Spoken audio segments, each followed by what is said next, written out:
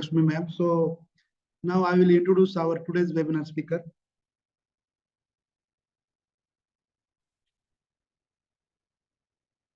It is my distinct honor to introduce our esteemed speaker for today's webinar.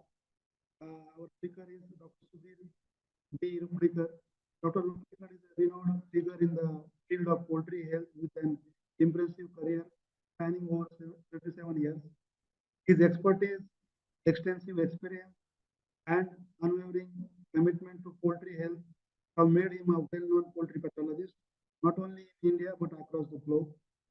Dr. Rukadikar's journey in this field began with his graduation from Bombay Veterinary College, Mumbai, in May 1980, where he earned his BS and AS degree.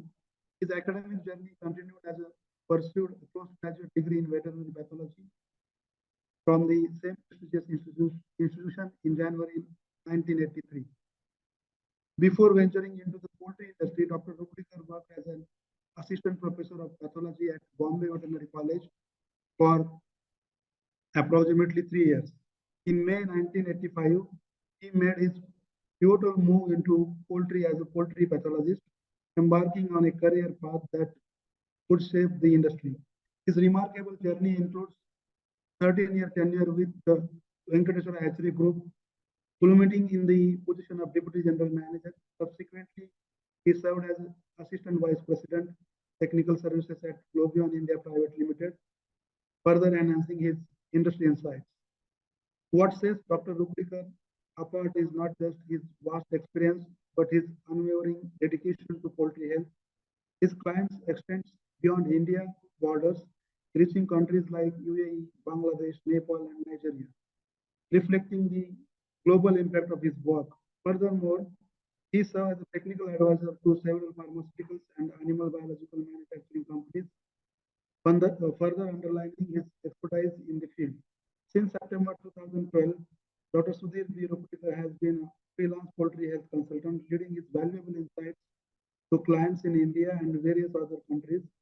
His dedication to improve poultry health and his extensive knowledge make him a true luminary in the field.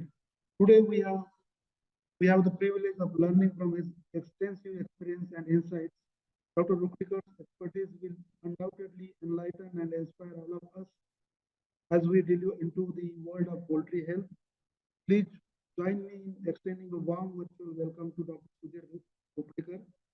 Thank you for being with us today. Sir, over to you. Thanks, Dr. Sanjay, for nice introduction. Now, you please stop sharing your screen so that I can share my screen.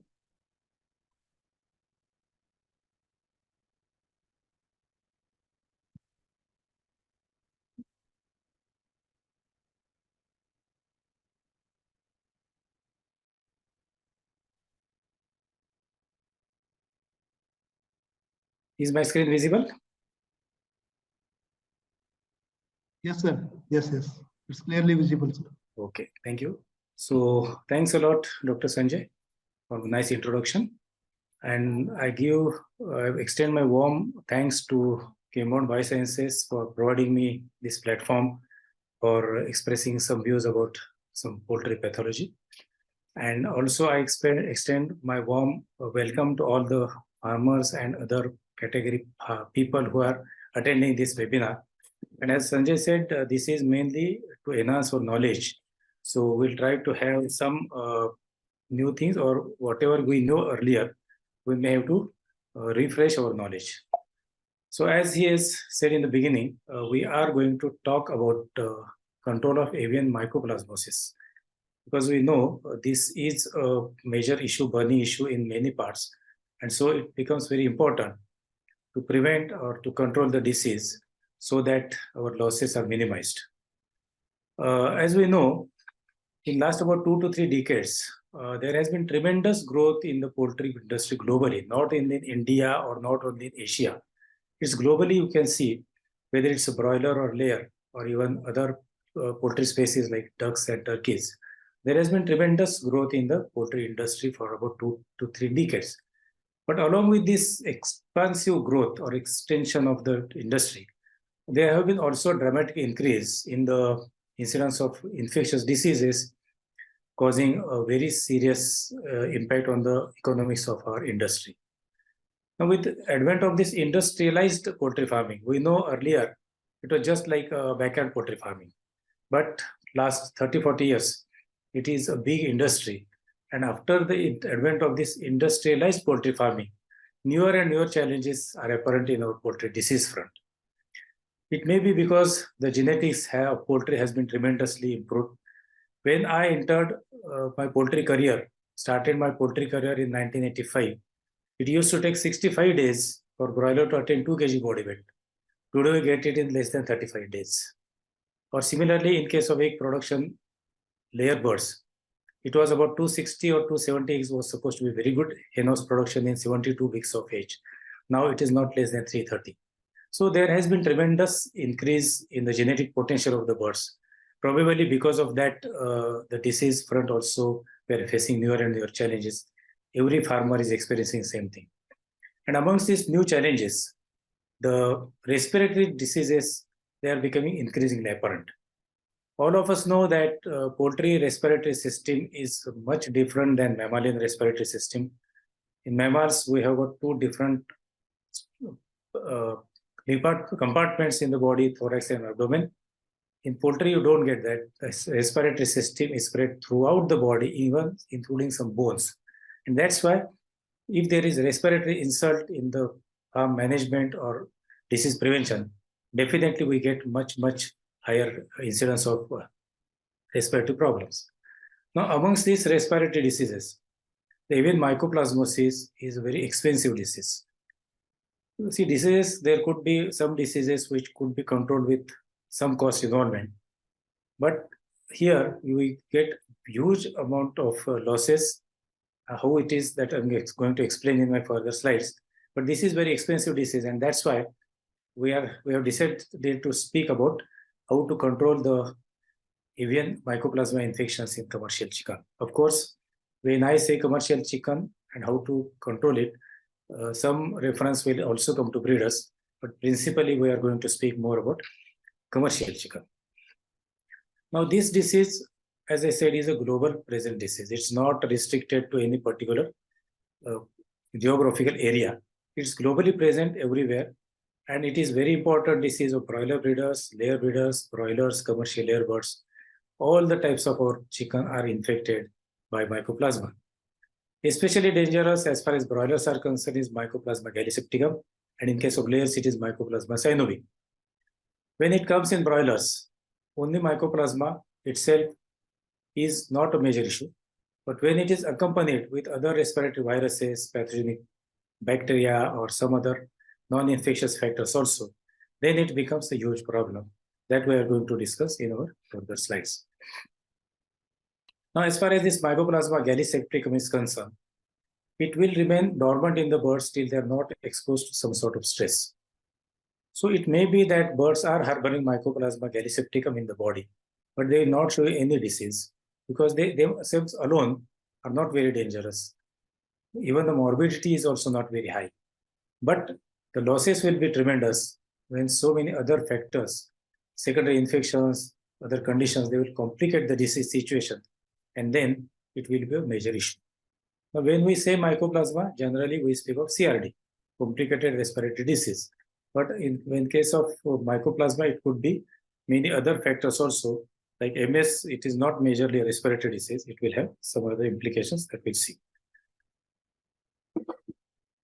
Now, if we think of CRD, it's mainly Mycoplasma gallisepticum. Now, these mycoplasmal agents, they are neither bacteria nor viruses. If somebody goes to very old literature, say 30 years back or so, when I have passed my BBS about 43 years back. So earlier the term used was PPLO, pleuropneumonia-like organisms. So they are neither bacteria nor viruses. It's totally different category of infective agents. And they can result in huge losses of poultry business because of sickness, mortality, and severe drop in egg production. In broilers, the losses are on different account. In layers, they are on different account. In breeders, they are on different account. We'll see in detail. So we are principally discussing two major mycoplasmas encountered in poultry. One is Mycoplasma gallisepticum and one is Mycoplasma synovium. But these are the Mycoplasma species which have been isolated from our chicken. They are Mycoplasma gallisepticum, Mycoplasma gallinarium, Mycoplasma iners, Mycoplasma meleagridis, Mycoplasma synovi, Mycoplasma iovi, Mycoplasma annatis, and Mycoplasma laidlavi. So these are 8 different types of mycoplasmas which can be isolated from poultry. But we are mainly concerned with these two, Mycoplasma gallisepticum and Mycoplasma synovium. Now, economic losses are high, as I said. One is, it is not only CRD, it is CCRD. What is CCRD? We are going to see again. When the chronic respiratory disease becomes complicated because of some other factors, it is CCRD which causes huge losses mainly in the broiler birds. Poor feed conversion ratio. When I say FCR, it is not only broilers, it is for layers, it is for breeders. Everywhere FCR plays a role. Now, in case broilers, we know how much feed is eaten to produce how much kg of live weight. We calculate the FCR. In case of commercial layers, we know the FCR, how much feed is consumed per egg, saleable egg produced. So similar in case of breeders, it may be feed per saleable chick. So that way FCR is there in all the sectors of poultry. So here the poor feed conversion ratio will be a major issue for economic losses. In case of broilers or growing birds, the body weights will be low. We know that body weights are very good in broilers. By second week itself, they are crossing 600 grams. By third week, they are almost 1 kg. By fourth week, they are 1.2 to 1.4 kg. So that way, we are expecting the body weights now.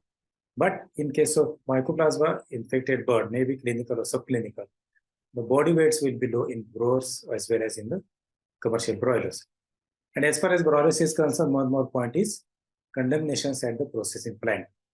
Now, in India, so far, we are having a huge sector of wet market, that is live market. But when it is going to process chicken or dressed chicken, these birds which are infected with Mycoplasma, the lesions will be so that the birds will be rejected or condemned at the plants. So that is also a big loss to the poultry producer. Similarly, in case of layers, there will be a drop in egg production. That is one point. For breeders, there will be low fertility. The fertility rate, even though the males numbers is okay, birds are looking healthy, the fertility will be low. You will get more unfertile eggs. Low hatchability. If in the young flock you are expecting 92-93% hatchability, may come down to 80%. Reactions to vaccination. We know we have to vaccinate the birds to protect them from different diseases. But if the birds are already infected with Mycoplasma, there will be reaction to the viruses in the live vaccines. Field vaccines are not an issue. But in case of live vaccines, when the antigen, whether bacteria or virus is live, there will be reaction to the vaccine virus, especially respiratory viruses like IB, ND, will get much severe reaction to the vaccine, which is not expected after a good vaccine. And then one more point is birds' immunity goes down. Birds are immunosuppressed, so they will become susceptible to secondary infections. Although they are looking healthy, their immunity is compromised, and so they will become more susceptible to secondary infections. Now, if you see or you try to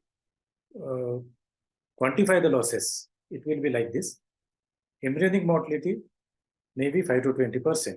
That means the eggs, which are hatching eggs, which are set in the incubator, will not hatch. The embryos will die. That is a very huge loss to the breeders. Chick mortality, when the chicks are coming to the farm, they are placed in the farm. The mortality could range from 5 to 20%. Again, a big loss.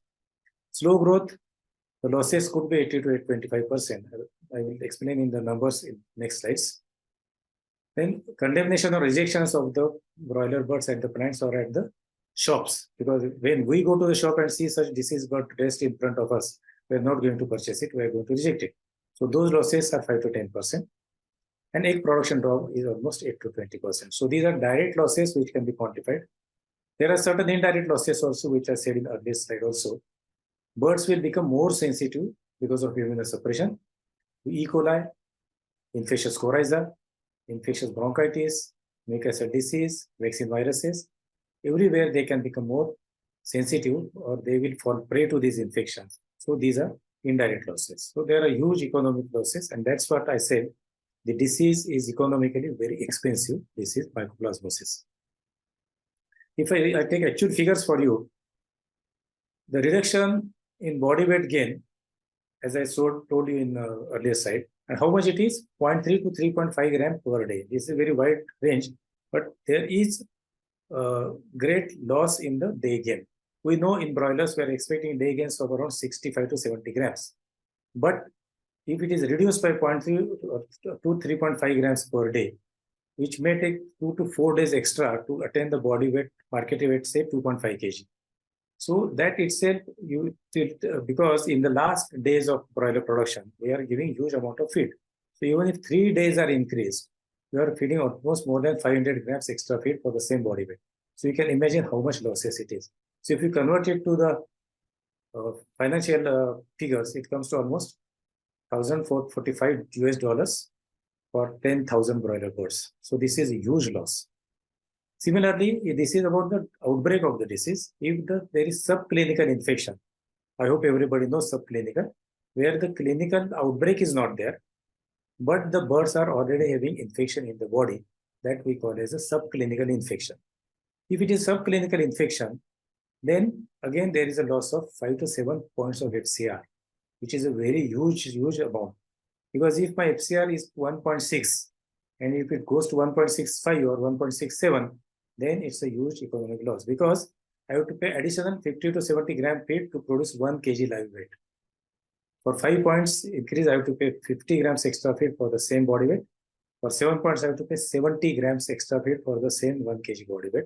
Or if we're thinking of 2.5 kg market weight chicken, then it comes about 125 to 175 grams of feed to produce a 2.5 kg chicken.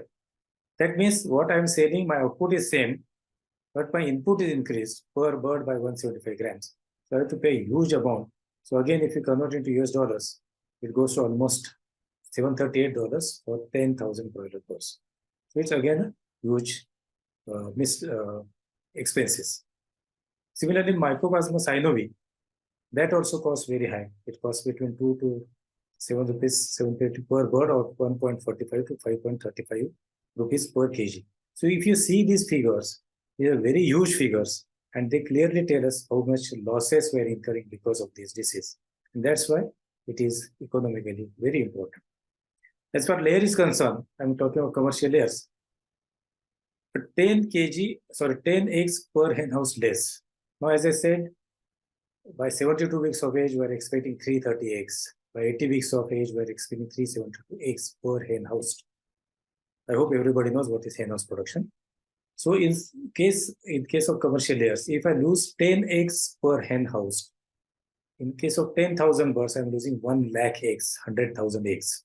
10,000 into 10 eggs per hen house. So 1 lakh or 100,000 eggs. That comes to around 4,50,000 rupees, or $5,500 for every 10,000 birds in laying. So again, it's a big loss. Broilers also we have seen, layers also, we are losing heavily in case of Mycoplasma. Now, when I'm thinking of Mycoplasma synovi, as I said, it is more in layers. It is not that it cannot be seen in broilers. It is there in broilers also, but the severity is more in layers because of the more economic losses. It is seen practically in every country where poultry farming is practiced. So it's not restricted to any geographical zone. Majorly seen in layer of birds, but as I said, it could be in broilers also, where leg swelling is seen. I'll show you. Now, these Mycoplasma germs, MS, especially Mycoplasma synovi, they can enter the body of the birds either from retina of the eye or from the upper respiratory tract.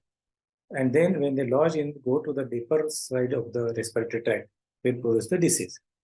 But incubation period is very long, from 11 days to 21 days. But this I am talking of birds which are already in bigger age, or adult birds. Sometimes you can see the MS or infectious sinusitis, they say, that you can see in chicks as early as 7 days of age. In that case, generally it is vertical transmission, and it indicates that the MS incubation period is very small in that case. but in adult birds or grown-up birds, it would be 11 days to 21 days. Now, for non-vets or for non-technical people, let me just give description of what is incubation period. Now, it is not that once the bird gets infected, immediately you would see the signs or immediately you would notice the disease. And after the birds actually get the infection, it takes some time to exhibit the signs or symptoms of the disease or to start the mortality. So this in-between period is known as incubation period. So it varies from few hours to even 21 days. So we should always take into consideration this period when we are planning biosecurity measures. Now, what are the first observable signs in case of Mycoplasma synovium? The comb becomes pale, birds become lame, and the growth is slowed down, retarded growth. That is the first observable sign in case of Mycoplasma synovium. As the disease progresses further, the feathers become ruffled. Generally, we expect smooth, shining feathers on the body surface of the birds. But in case of Mycoplasma synovium, when the bird disease progresses ahead, we see the feathers are ruffled and comb starts shrinking. We want a big, we are speaking mainly of layers now. So it's a big red comb. Here, first it becomes pale and then it starts shrinking. Then it principally affects the joints of the birds. So swellings usually occur on joints and blisters may be occurring. Why? Because of the swelling of the legs, the birds are not able to stand properly on the legs. They sit down for pretty long time. Naturally, they will get breast blisters because their breasts are many times opposing the litter. So that happens. Even in the cages, same thing happens. So generally, joints will be swollen. Hog joints and foot pads are principally involved. Generally, I'll show the photo in next slide. Hog joints on the legs and foot pad, which are touching the cages or the litter, they principally get involved. But in some birds, all the joints may be affected, not only this. So multiple arthritis could be seen in a few cases. So again, the same dull birds, because the birds are not able to move. Loss of appetite, they are not feeding normally because the appetite is lost. Feathers are ruffled, as I told you, lameness or leg weakness because of swelling of leg joints, drop in egg production, and egg apex abnormalities. This is very important, especially in breeders. Whenever there is Mycoplasma synovium infection, even though the birds may not die, there may not be leg swelling, there may not be lameness, but still eggs will have a thin, slightly transparent apex. Now, you know, there are two ends of the egg. One is round and one is conical. So conical is apex and round is base. So these egg apex are abnormalities and these are known as glass top eggs. This photo I have taken from Bioproperties, Australia. So what you can see here, see the surfaces of eggs. All these eggs, you can see the small points which are slightly transparent, and so these are all slightly transparent. That's why they call it as glass top eggs. And this generally is first indication or clear indication that your layers or breeders, they are suffering from MS infection. And these eggs naturally have low fertility, low hatchability, even they will burst inside the hatchers and setters. So again, it's a big loss to the breeders. This is very common. And then it shows next slide photographs of the leg swelling also. How infection occurs and how it spreads to the other areas. These organisms, as it is, they are very fragile. Outside the body of birds, they won't survive more than 6 hours. Then why are you so much worried? When there is no bird in the shade, the mycoplasma will die. But the thing is that if they are in organic material like droppings, they can survive for 18 months. So it's a very big period, 18 months, 1.5 years. The birds will be the mycoplasma will survive in these droppings. And that's why that C and D, what I have written in the bracket, is cleaning and disinfection. This is a very important part before placing the new birds in the shed. After first batch is gone, we have to go a very thorough scientific cleaning and disinfection of the shed. And this cleaning is more important. Almost 80 to 85% of the bacterial, viral, fungal, parasitic load goes if the cleaning is proper, and then only at the disinfection, your disinfectants will do good job. If your cleaning is not proper, if the organic matters are left, maybe pieces of feathers, pieces of dead birds earlier, or the droppings, then these bacteria, viruses, all types of infected organisms, they very safely stay in that the disinfectant doesn't reach them. And so when you are having an empty shed, before placing the new batch, we have to go with very thorough cleaning and disinfection, because disinfectant, even if having a very good molecule like potassium monopersulfate, it won't work if the shed is not cleaned properly. So they will stay live in this organic matter for more than 18 months. And that's how it spreads very easily if we are slight negligent on cleaning and disinfection. Vertical transmission is more important. Horizontal is also there, but vertical is more important, which is coming from parents to the offspring. That slide I will show you. Horizontal is also possible, where healthy birds and infected birds, they are nearby in close vicinity. Naturally, they will get the infection, because these birds which are infected, they will sneeze, they will cough, and there they will expel the organisms in these sneezes and coughs. And these organisms or these droplets in the air will be inhaled by the healthy birds, and they will start showing the signs. So that is known as horizontal transmission. So this is also possible to produce the disease in the healthy chicks, healthy birds. Now, recover birds, even though they recover because of our treatment, they will remain permanently infected, and the organisms will remain in dormant stage. They will not be active, but they are inside the body, so they are permanently infected.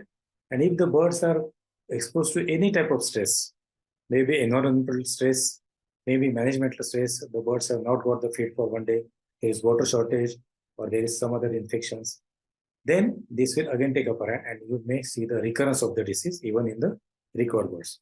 So this way it keeps on spreading. Now this is a picturized presentation of how it spreads. The one is vertical and one is horizontal. Now, how is it vertical? If the breeders are infected, even males also, not only females, males also get infected. So if these breeders are infected, the organisms will be passing through the eggs. Whether it's a commercial white egg or this breeder egg, they will pass into the eggs. And when the chicks hatch, these chicks will have the infection with them. So this is known as vertical infection coming from parents to the offspring. And similarly, as I said, horizontal is also possible. If these birds are all infected and this healthy bird comes in contact with them, this bird will also catch the infection, or other way around. Even one bird is infected, others are healthy. These birds sneezes or coughs, they will inhale the droplets and these will become sick. So vertical and horizontal both are important, but vertical is still more important. We'll see in the preventive steps in the further slides. Now, how it is transmitted, as I told you here, one is vertical from infected breeders. Reproductive organs of male or female carries the agent. As I said, it is not only females. Some people feel that it is only females which are infected and they only need to be vaccinated or treated or prevented with this. But males also can transmit the disease in the reproductive tract, and then the chicks will be vertically infected. Horizontal, one thing is asymptomatic infected birds. As I said, there is either they are in the incubation period or they are recovered, but the infection is already in them. So the birds which are not showing any symptoms, they come in contact with healthy birds, there will be spread. Humans and equipment, when we speak of biosecurity, we always say that there should be control on the movement of main and material. So if that is not controlled properly, the persons who are visiting the farm will also carry the infection with them. So this becomes a very important point when we are planning biosecurity. As I said, there is something called incubation period. And one point is certain diseases, if I speak of broilers, some infections, if at all they are in the shed, if the birds are very young chicks, it will infect them. When the birds grow up, it will not have any impact.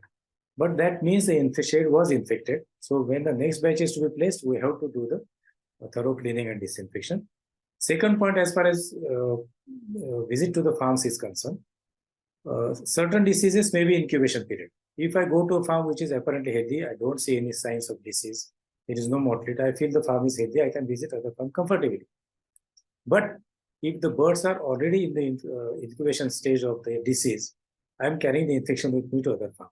And that's why there has to be a very strict control on the transport or movement of humans and equipment from farm to farm.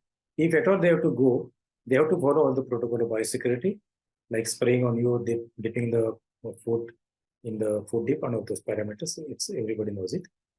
Animals like dogs, cats, rats, mice, they can also harbor this infection. And when it is poultry, the rats will always be there. And control of rats is also major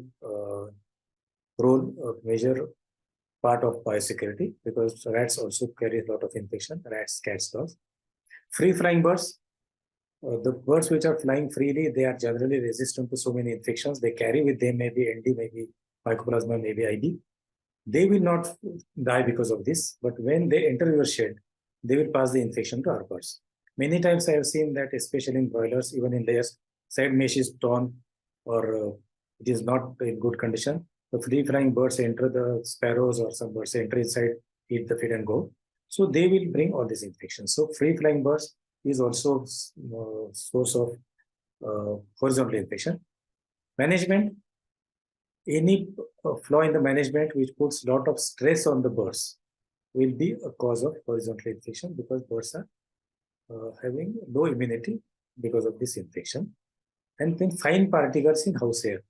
If there is dust, very fine dust in the house air, that also aids to the mycoplasma in increasing its severity, and it will have the more problem. Same is the case with ammonia. If the ventilation in the sheds is not proper, lot of ammonia built up will be there, and this ammonia will naturally damage the tracheal lining. So that is the first line of defense, which doesn't allow the dust or viruses, bacteria to go in the lower respiratory tract. That itself will be affected by ammonia, and you will see this horizontal spread. Now, what are the predisposing factors? What are the factors which pave way for mycoplasma to play a role? Or what are the factors which make the background ready for this? Most importantly, chilling, because we know mostly we see it in the cold season. So chilling, if the birds are not properly having warmth in the shed, well, that is one. Dampness, if the moisture is more in the shed, humidity is more, overall dampness. Other stresses, I told you, there are so many cases. In viruses like Newcastle disease virus, IB virus, ILT, infectious laryngomycosis virus, then even the vaccinations, as I told you, vaccine reactions will be there when the mycoplasma is there. So ND and IB live vaccines, they also could be predisposing factors. Other diseases, respiratory diseases, that is also there. So all these together are making a ground for mycoplasma to produce what is CRD. So we must take care of all these factors when we are planning our measures to control the infection. So that is very important. And then if there is only morbidity, if the birds don't die, we'll see the poor FCR and lower gains. So I told you the gain will be low, the FCR will become high. Higher the FCR, more the losses we know. And if there is mortality, naturally you have fewer birds to the market. If your bird flock size is 10,000 and you expect around 9,800 birds to take the market, because of mortality, you may be able to take only 8,000 birds. So less number of birds to the market. So that way, that is all the picture of CRD. Now, why it is more important? Because I told you respiratory system of birds is altogether different than our respiratory system or mammalian respiratory system. It is right from the nostrils till to end of the body of the birds. So we know there are 9 air sacs into the body of the birds.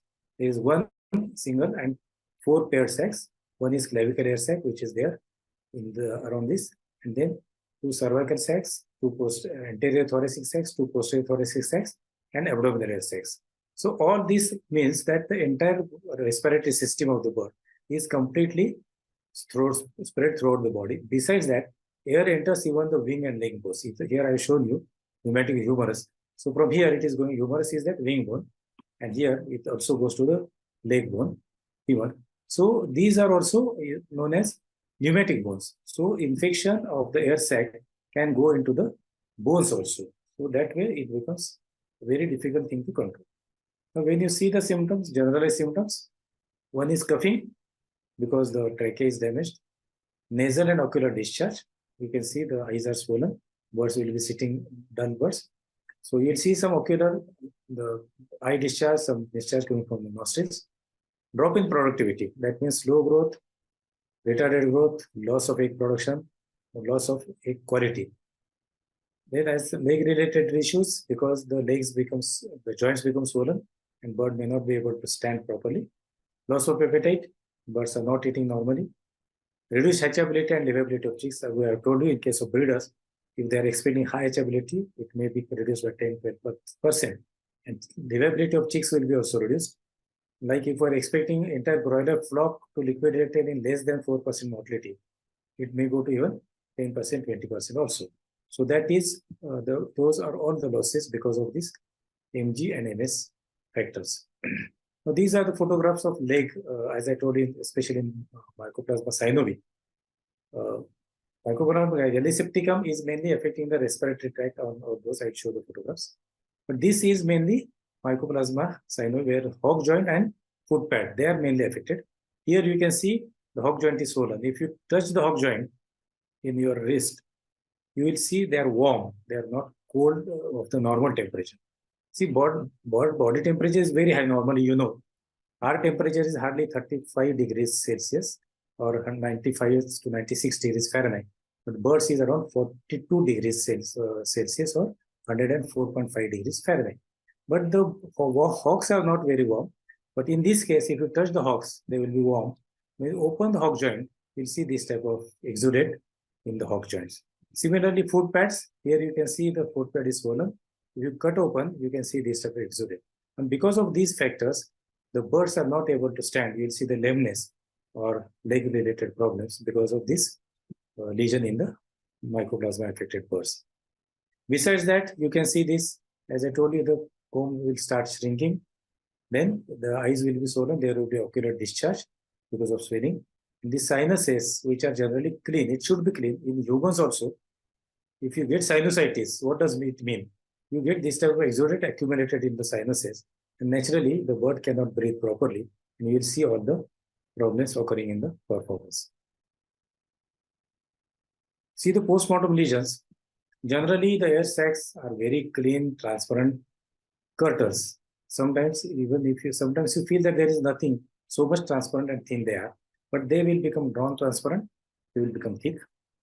And especially if there is infection secondary by E. coli or something, then you will get pericarditis and perihepatitis. What is that? A thick white layer on the surface of heart and liver, especially in E. coli infections, and occasionally arthritis and oophorytis. Arthritis, I told you how it is. Oophorytis, infection of ovary. That also could be there. That's why you get loss of number of eggs, and the quality of eggs is also not good. Now, as I said, air sacs and CRD. Normally, air sacs are very thin, transparent structures. But in case of beginning stage, they become cloudy air sacs. You can very easily say they are not very thin and transparent like they are. This is a very clear indication that there could be Mycoplasma. You can see these all the exudative drops on the surface of air sacs. Here you can see still more complicated is still further. So the air sacs have completely become almost non-transparent. First they become translucent, then non-transparent or opaque. So this is indication that there could be Mycoplasma. Again, you can see all these exudative drops, accumulations everywhere. So this is clear indication that there is respiratory infection, and in many cases of Mycoplasma, you see that. Then I told you about pericarditis and perihepatitis. One second, there is some.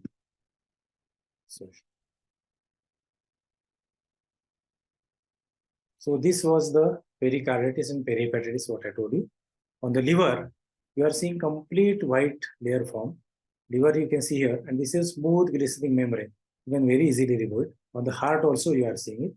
Pericarditis and perihepatitis. This is pericarditis, this is perihepatitis. You are seeing the exudate accumulated in the body cavities in both these pictures. So these are, so in case of E. coli, you will not see these type of pictures. Only this picture will make you confusion about E. coli, but these type of lesions are generally for mycoplasmosis. Then these are again some lesions. You can see very thick exudates accumulated throughout the body. This may be about 13-14 days. You can see all this infection, exudative accumulations, which are again indicative of CRD or rather CCRD. So that's what I said, CCRD, which is not only CRD, complicated chronic respiratory disease. We always speak of CRD, chronic respiratory disease, which is because of Mycoplasma alone. But when it is accompanied by some other factors, it becomes CCRD. So disease starts with Mycoplasma gallisepticum infection slowly, then becomes CCRD because of other complicating viruses or bacteria or non-infectious causes, which are mainly dust and ammonia. I told you about this in earlier slide.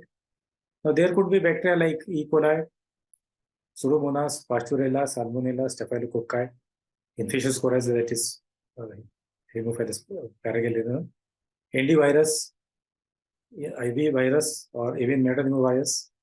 All these things, or plus dust and ammonia, all these things could cause complication, and then it has become a complicated respiratory disease, CCRD, which is a main cause of concern for us, because here you will see a lot of mortality.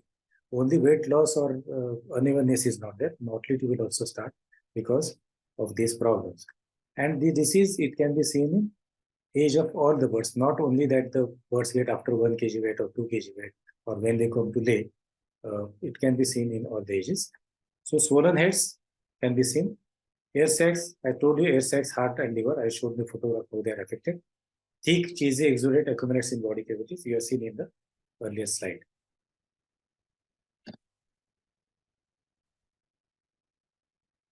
One second.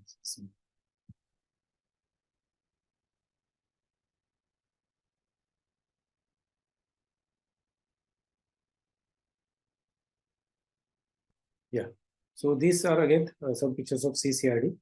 Here you can see a lot of thick exudate looking like a yolk of boiled egg accumulated into the thoracic air sacs. As I told you, there are 2 thoracic air sacs on the either side of lungs. So these are completely packed and the birds absolutely cannot respire. And here also there is a problem. So you get these lesions in CCRD. Now, how to diagnose it? Either in the field or in the lab. Now, on the field, you don't have any lab instruments with you. So symptoms of the disease will be the main thing where you can judge or guess it could be Mycoplasma. Egg production graph. There is standard egg production graph of each and every breed given. So looking at the graph, there is sudden drop in production. You can know there is some problem. And in case of breeders, there is something called as breakout analysis of unhatched eggs. I told you there may be drop in hatchability. Instead of 93%, it may come to 80%. So 13% eggs are not hatched. The embryos are died. So these unhatched eggs, they are open and stripped, and we do the postmortem of the chicks which are not hatched out. That is known as breakout analysis. And for this particular disease, Mycoplasma, there is something called as pipped embryo test, PET. So the pipped embryo which are pipped out, that means they were live till then, but they could not come out. We open these eggs, see the air sacs of the chicks. If they are cloudy, we say that it is a vertical infection coming down. So PET and breakout analysis can be of help in case of breeders. In case of lab, if somebody has got lab access, there the people do hemagglutination inhibition test, HI test, RPAT, rapid plate agglutination test, PCR. The PCR word is known to everybody from COVID. Otherwise, it was known only to laboratory people. But RT-PCR for COVID, many people have got done RT-PCR. I also got done it for 2 times. So polymerase chain reaction, we can do it. Isolation of bacterial isolation or isolation of the organisms, and ELISA. All these tests are helpful in coming at conclusive diagnosis about Mycoplasma in the laboratory. Of course, in field, this is not possible. In laboratory, we can always confirm the diagnosis with help of these tests. Now, what are the treatment for that? There are many antibiotics which claim to be effective on Mycoplasma. Erythromycin, azithromycin, sparamycin, tetracyclines like oxytetra and chlortetracycline, fluoroquinolones. And these 4 T's where I put the T red, tilmalosin, tilmecocin, tylosin, and thiamulin. These are specifically anti-Mycoplasma drugs. So these are there for the treatment. These can be used depending on the severity of the infection and the concentration of the product. We can decide the dose and use it either through feed or water or parenteral route by injection. So these can be used as a treatment. But as I said, after treatment also the birds will recover, but they will remain permanently infected, and if there is a stress, the infection can recur from them. Now, when we are treating the birds specifically with the product like 4 T's I showed you, T mycosine, T varicine, T amylin, and tylosin, these will work specifically against mycoplasma. But generally, if we can see CRD, there is some other bacteria also which is involved in this. So naturally, you have to go with some other antibiotic also, maybe chlortetracycline, which is my favorite drug for this, through drinking water, so that you can take care of mycoplasma as well as secondary bacteria. So that is very important. Now, the severity of infection will reduce because of use of antimycoplasma drugs, but the birds have been infected throughout their lives. They are never free of mycoplasma. But there are some advantages of treating the birds with antibacterials. One is the symptoms of disease will reduce. If you are coughing or sneezing or other things, having labored breathing, these symptoms will reduce. Changes in visceral organs, what we have seen like pericarditis, perihepatitis, air circularitis, euphoritis, these will reduce. The severity of these changes will reduce. Egg production drops will not be serious. If you are expecting like say 10%, 20% drop, it may be just 1 or 2% because of antibacterials. And FCR will also improve, which was to increase by 7 or 8 points. It may increase by just 1 or 2 points. So these definitely are advantages, but the birds will become infected throughout the life. Now, if you are using the products for prevention, for treatment or prevention, these two are mainly used products. One is tiamidin and one is tylosin. Again, they come in different formats, feed premix, water soluble. Again, 10%, 45%, 80%, you get different concentrations in the market. So if you see the dosage of tiamidin, the preventive dose is 15 mg per kilogram body weight.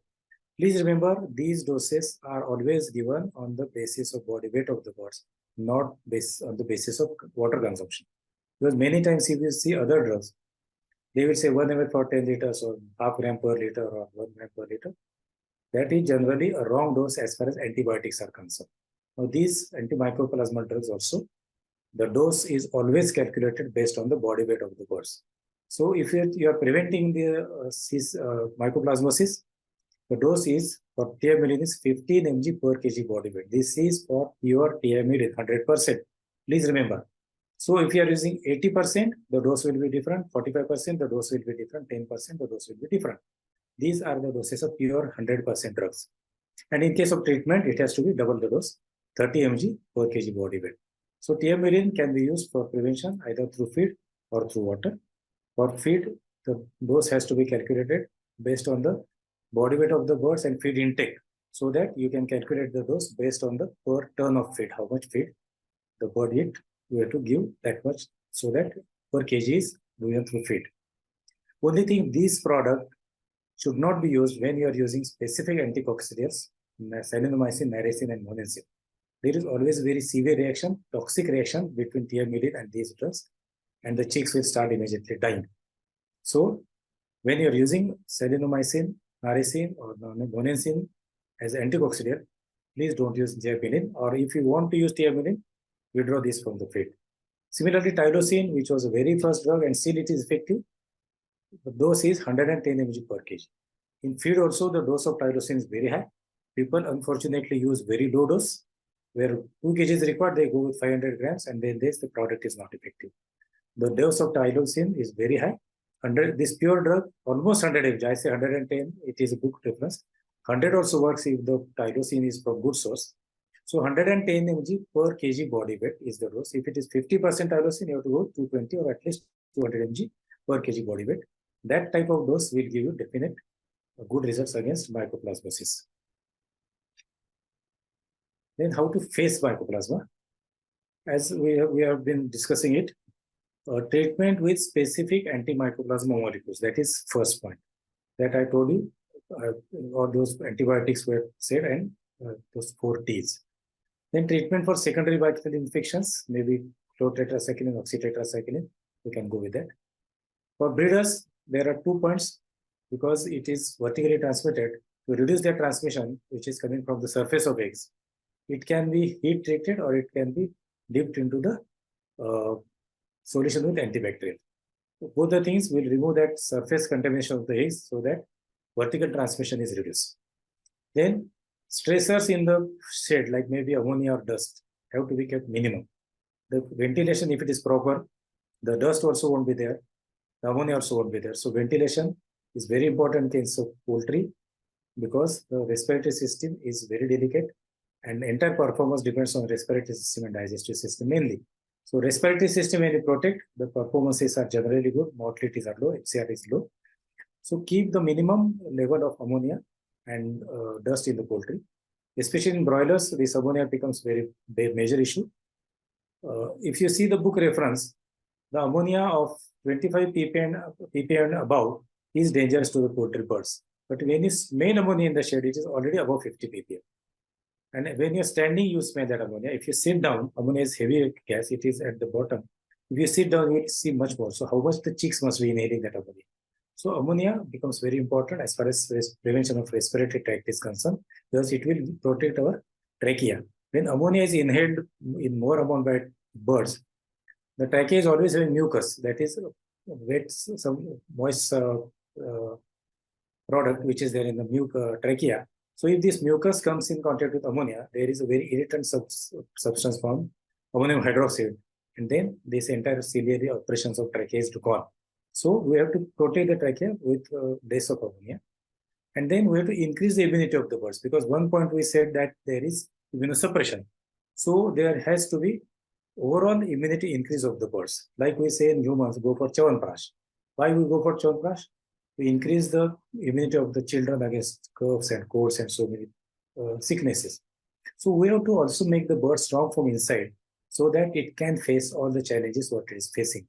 So by feeding a well-balanced feed, having nutrients as per their requirement, because we know the requirements vary as per the type of birds, as per the age of birds, as per the season, as per the stage of production, their requirements vary. So well-balanced feed with all the necessary requirements will definitely increase the good immunity in the birds. Along with that, we have to keep the stress level minimum. So those are the points to face the mycoplasma. Now, when we are speaking of eradication of mycoplasma, how to eradicate? The first point goes to the breeders. They have to go with the treatment of breeder birds. And they have to also check also that I'm telling you in the next slide. So treatment of breeder birds so that it doesn't come down. Second is separate brooding and growing facilities. This is a very important point to prevent so many diseases, not only mycoplasma, Murix and other diseases also. So brooding and growing separate facilities have to be separate. Rearing birds in smaller batches. When you are having very big batches, naturally the chances of disease is more.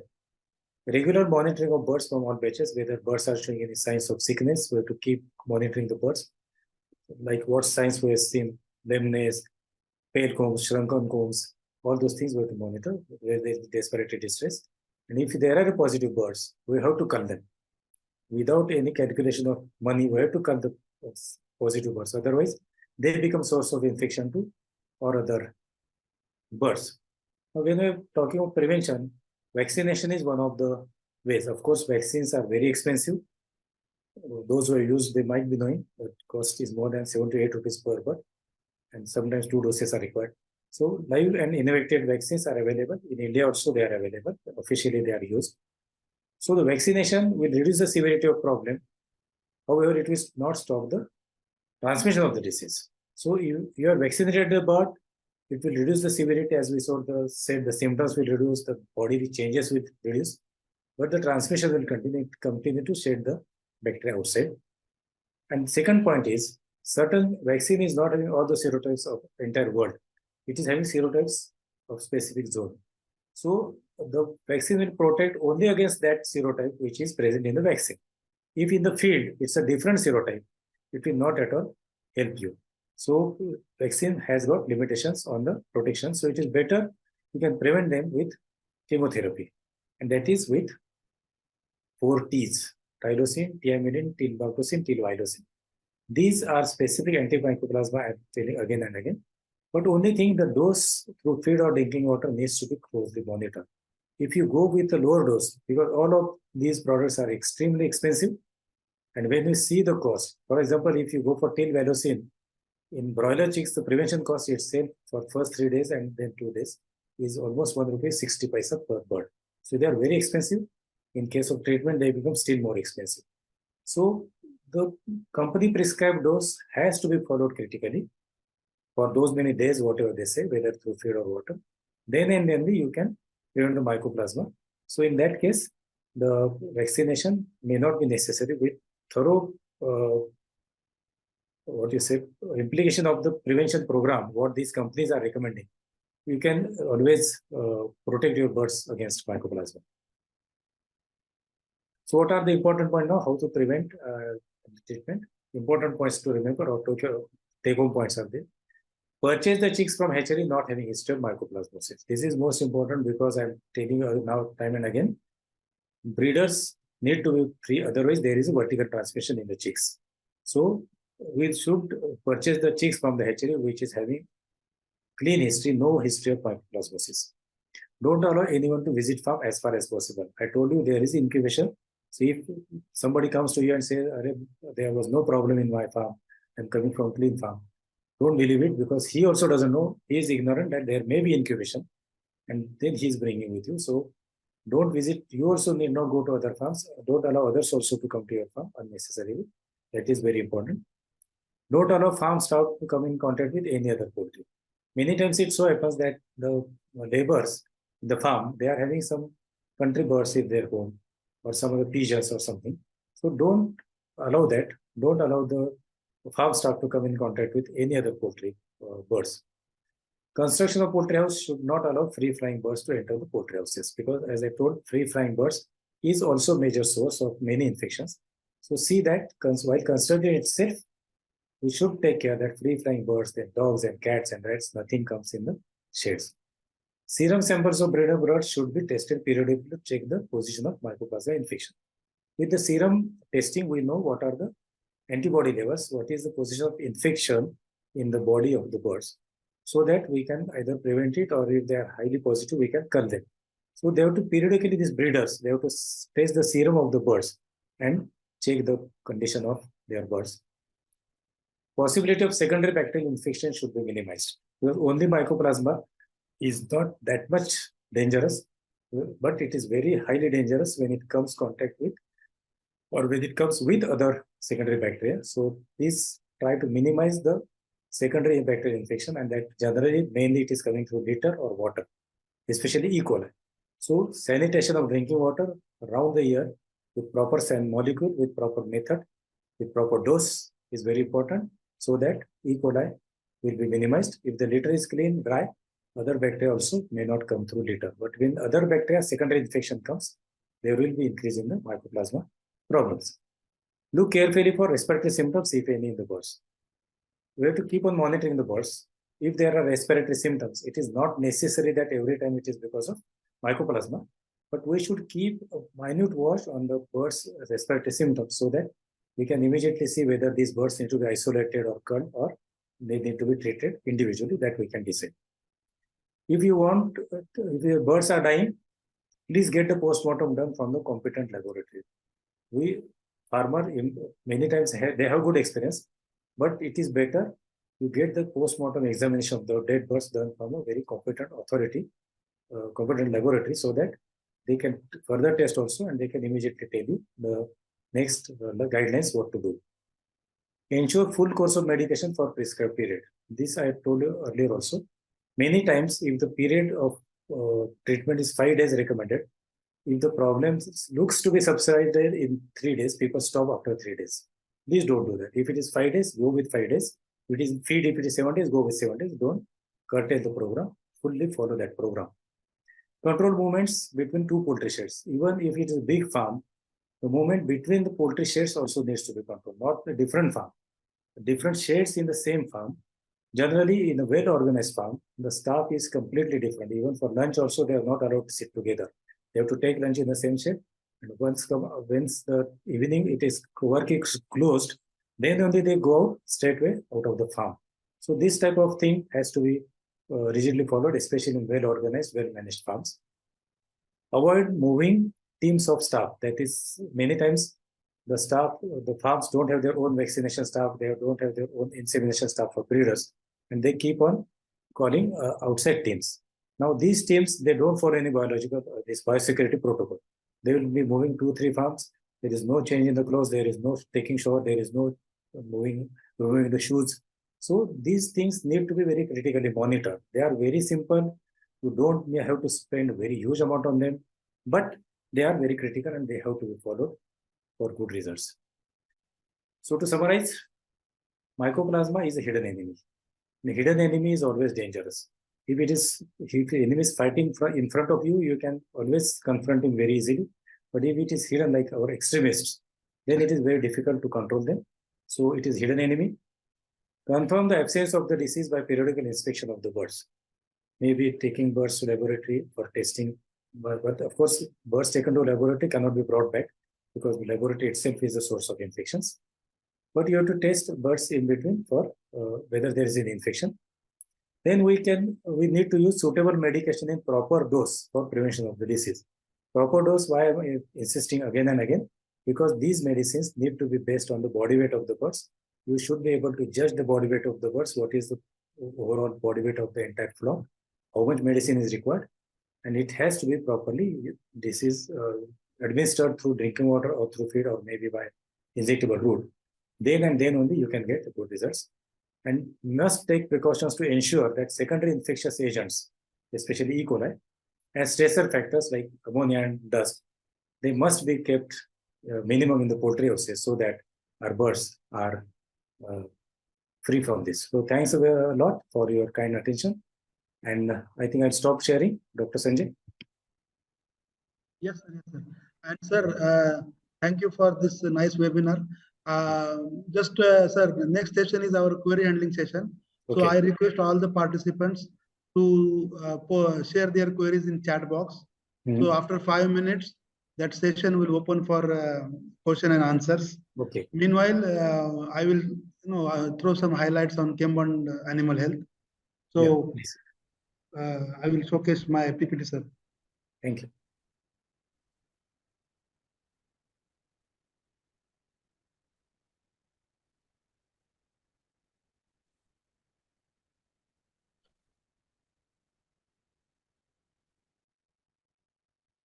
So thank you everyone for your valuable time, and thank you for your support for our webinar series. So as of now, all of you know that Chembond Animal Health is a BSc and NSE listed company. So we have 750 plus group of employees. We have our dedicated R&D and product development facilities in Navi Mumbai. We have pan-India presence. We are into making, poultry feed supplements and additives. Then we are into dairy feed supplements and additives. And then we are into aquaculture also.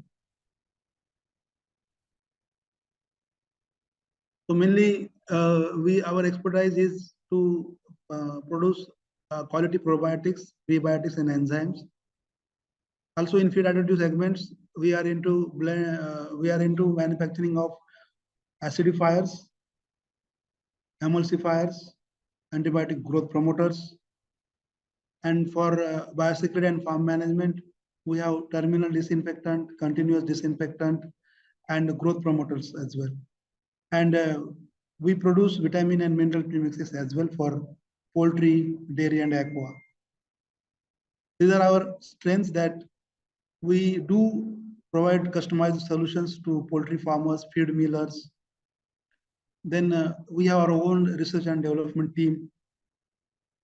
We have our own products, like in the enzyme sections, we have individual enzymes and multi-enzymes also. For probiotics, we have individual strains and multi-strains also.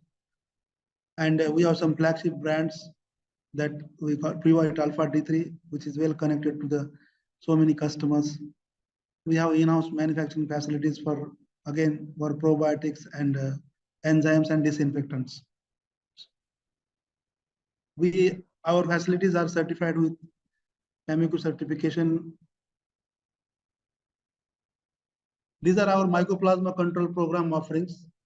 So under product category, we have terminal disinfectants like Chembond Plus, which is a broad spectrum farm and hatchery disinfectant. And again, it is a blend of glutaraldehyde and quaternium ammonium compounds. This terminal disinfectant is highly effective in wide range of pH and active in presence of organic matter. For continuous disinfectant, we have Chembond 49, which is a blend of triple salt and sodium chloride, which destroys the wide range of bacteria, viruses, and fungi. And it is highly effective and easy and convenient in application as well. So for water sanitation, we have Bromogran, which contains BCDMH, which is a broad spectrum, showcase broad spectrum activity against all types of bacteria, viruses, and fungi. Bromogran actually maintains water hygiene in farms and hatchery units, and it is again effective in wide range of pH with low concentration. And we have dedicated solution for Mycoplasma, that is Mycoshield 10, which contains thiamine hydrogen fumarate 100 gram per kg, and the product is in granulated form, gives free-flowing molecule to farmers, and it helps to reduce Mycoplasma infection in farms. So if you want any kind of, product related inquiry or product sale related inquiry, we have dedicated team in field. For north, for south and west zone, Mr. Irlavirli Viraya is there. For north zone, Mr. Rajesh Bist is there, and for east zone, Mr. Somnath Banerjee is there. And if you have any queries related to product, so myself, Dr. Sanjay, again, there is another 2 members in our technical team, Dr. Rakesh Tiwari and Dr. Saurabh Kaute. You can reach to us for your queries related to product. So now I will request all the participants kindly share your queries in chat box. So sir, there are some queries in our chat box. So can I read? So I can read and you try to answer it, sir. Rukadikar sir, I'm audible to you? Queries in chat box. So I read it one by one and you try to answer it, sir. Yeah, please. So yeah, wait for a minute, sir. Sir, the first query is it to be recommended adding 300 to 500 grams tiamutine 10% per ton along with monensin plus nigarvezin combination through feed? No, basically tiamulin and monensin, they are not to be used simultaneously in the feed. As I told you, narasin, selenomycin, and monensin, they cannot be given with tiamulin. Whether you use a dose of 300 grams or 500, that doesn't make difference. But it should not come together in the feed. You have to withdraw it from the feed for time being, or you have to withdraw tiamulin. Both cannot be used simultaneously in the feed. Or even through water. One through feed, one through water, also we cannot go. Thank you, sir. The second query is, if a breeder flock is going through Mycoplasma infection, both subclinical or acute infection, then is it aggravate soiled egg in more number? If yes, why? It should not be, because Mycoplasma is not known to cause any intestinal disturbance. It is either respiratory or related to joints. So soiled eggs is generally because of some intestinal problem or digestive disturbance. So Mycoplasma will not cause any type of this soiled egg increase in the percentage. Okay, thank you, sir. Sir, there is a question from Sridhar Kalakundala that leg-related issues at what age can we observe in commercial broilers? Commercial broilers, generally it is seen after they attain 1 kg of body weight. Actually, as I told you, what you say, infectious sinusitis as such, it can be seen as early as 7 days also. But this leg-related issues, where I showed you the swollen hog joints, it can be seen after the birds attain 1 kg, maybe around 21-22 days of age. Okay, sir. So, sir, there is another question. What is the dose of injection tylosin? If you can, explain. See, tylosin, as I told you, generally you will get it either 10% or 20%, that is 100 mg per ml or 200 mg per ml. And what we inject is around 20 mg per kg body weight. Okay. Yeah. Sir, there is a question from Dr. N.V. Rao. It is how to differentiate between CRD and fungal infection, which are having similar lesions in some cases? Actually, fungal infection generally, if it is a Brodus pneumonia, it's altogether different picture. It's not like CRD, because in Brodus pneumonia, you get those small growths of what you say, very small size in the lungs, which are hard, yellowish color, which are not seen in any other infection. Second infection of crop is this fungus may be thrush. So that is also not having any confusion with mycoplasma. So there should not be any confusion between mycoplasma lesions and fungal infection. Okay, sir, thank you. Sir, there is a question that doing PEP embryo test at hatchery level, how much helpful? It's very helpful because I told you, if you are having a history of mycoplasma or CRD, CCRD in the broiler chicks, maybe after 20 days, 21 days of age, then definitely you can have this breakout analysis with PEP embryo test. And if you are having, say, about 10% chicks, that is taken as a normal. See, if you have opened 100 chicks of PEP embryo test, 100 chicks, and out of that 10 you get, it is not a serious matter, but you get above 30, it's a serious matter, and then you have to treat the breeders accordingly. Okay, sir. The question is related to vaccination. That what will be the vaccination schedule for broiler if we know there is vertical transmission in broiler? And he's particularly asking about ND and IV live vaccine. No, broilers, you mean only vaccination against ND and IV, not about mycoplasma. Okay. No, what vaccine he wants to know, mycoplasma or ND IV? No, asking about ND and IV live vaccine. Okay. See, basically, I'm a strong supporter of ND killed vaccine throughout the year. People, what they do, generally, they use it around summer. But in case of other seasons also, if you give ND killed at day one at the hatchery or at the farm, it definitely gives you much good protection against other respiratory infections also. So day one, I will recommended ND killed. Now ND killed, if it is adult vaccine, then we can go with half dose. Nowadays, you get concentrated vaccines for broilers also with 0.1 ml dose that can be used. Then 2 live vaccines I recommend. One is around 5 days and one is around 18 days of age. So these are the 3 for ND I recommend. Killed at day 1, 5th day ND live, but no Lasota. Any company, I am strongly opposing Lasota. It has to be a clone vaccine. And then if it is clone vaccine, the second dose will be again after 18 days of age, around 18. People go for 21 days of age. But if the mycoplasma is present, if they go with 21 days of age schedule, they definitely have respiratory problems around 24, 25 days of age. So day 1 killed, day 5 ND live, and day 18 ND live. IB is not a blanket recommendation vaccine for broilers. If at all you know that there are problems with IB, or if there is gout, then IB vaccine at day 1, either by beak dipping or eye drop, can be done. Thank you. Sir, there is a question that from Dr. Suraj Sawan. Can you brief about advantage and disadvantage of this mycoplasma vaccine? Advantage I told you, vaccinated birds definitely have much lower problems as such. Their physiological changes are less. The symptoms also become less, but the transmission continues. That is, they keep on shedding the organisms outside. Second point is rather what you say minus point. They will give protection only against the strain which is present in the vaccine. If we are having some other strain in the field, generally it will not help. So that is one more point. And if it is a live vaccine, of course, we have to go with the combination of live and killed vaccine. Then only it gives you very strong immunity. There are available live as well as killed vaccines. They will definitely give you good results. Okay, thank you, sir. Sir, there's one of our team colleague is asking, Mr. Rajesh Best. So how much production drop is there during the prevention and treatment course of triamulin? See, if he's talking of breeders or layers? Breeders. Breeders around 2 to 3% drop. And layers, sir? Layers, generally what happens is they are giving generally through feed. And through feed, there should not be much problem. Because triamulin is very bitter in taste. And when in breeders, generally it is given through drinking water. And that time, even if you add sweeteners in that, still you see the drops to the tune of 2.5 to 3%. In commercial layers, generally the prevention is through feed.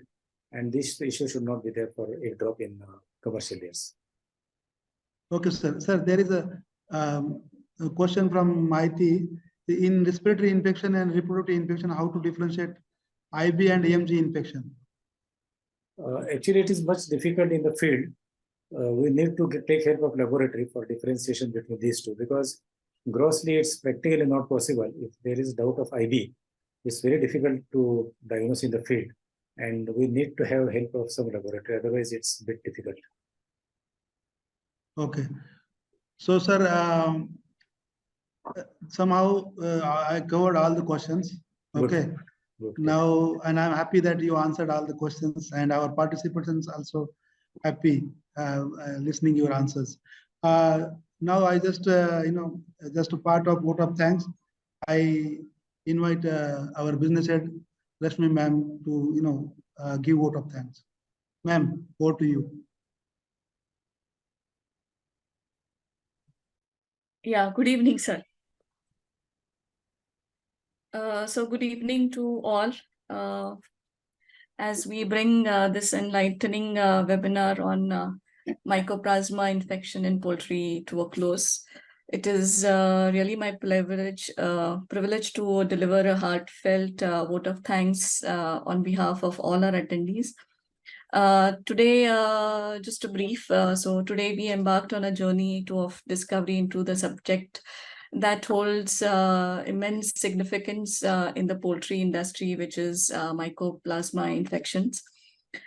We dealt into the complex world of these economically impactful pathogens that often establish persistent infection in chicken, leading to profound economic losses, which we saw and in the presentation, which ranges from rupees 2 to 7.7 per bird, and or 1.5 to 5.5 per kg meal which was produced.